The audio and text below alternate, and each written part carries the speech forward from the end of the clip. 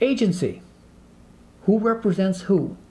This is always one of the trickiest questions that real estate agents have to ask themselves is, who am I representing in this transaction? And we've talked about dual agency before and some of the pitfalls of that.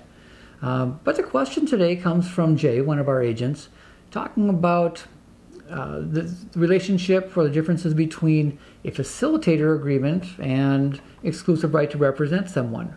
Here's the situation. He's been working with someone on a facilitator agreement. Let's say he's working with a buyer, and the buyer doesn't want representation yet. But Jay also has a listing where he does have an exclusive right to represent the seller.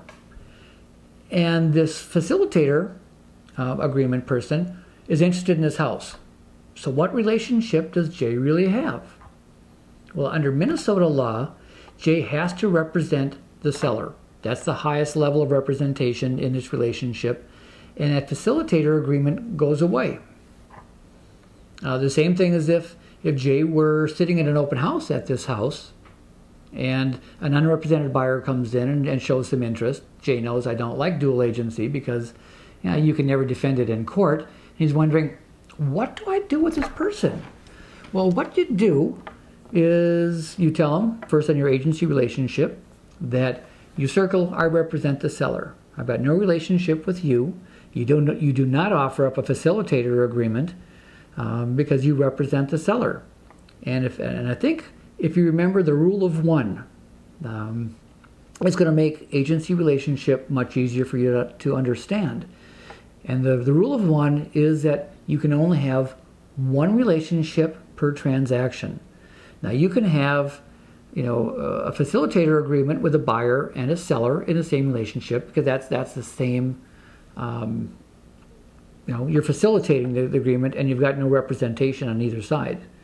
But if you've got either a buyer's rep or a seller's rep in place, you cannot have another relationship.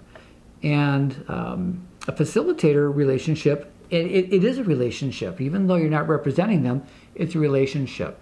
So always keep in mind that just one relationship, per transaction, and it's going to simplify things dramatically. So let's say you're working with a seller under a facilitator agreement, and you've got a buyer under exclusive right to represent, and you bring them together. Who are you going to represent? You're going to represent the buyer. You'll revert to that over the facilitator agreement.